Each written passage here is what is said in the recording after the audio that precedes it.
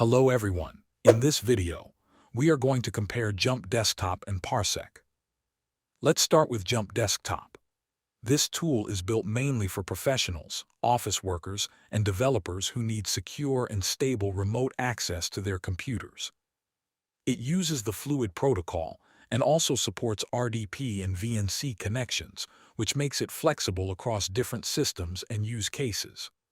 Jump Desktop offers up to 60 frames per second, which is suitable for everyday work like coding, office tasks, and general productivity.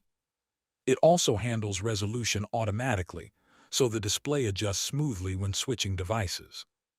On Apple devices, Jump Desktop provides fully native apps for both macOS and iOS, giving a very smooth experience across the Apple ecosystem. It also includes 444 color support by default, which helps maintain accurate image quality. Now let's talk about Parsec. This platform is designed more for gamers, video editors, and animators who need very low latency and high performance. It uses a peer-to-peer streaming system that focuses on fast and responsive visual output. Parsec can reach up to 240 frames per second, which makes it ideal for gaming and creative workloads where smooth motion is important.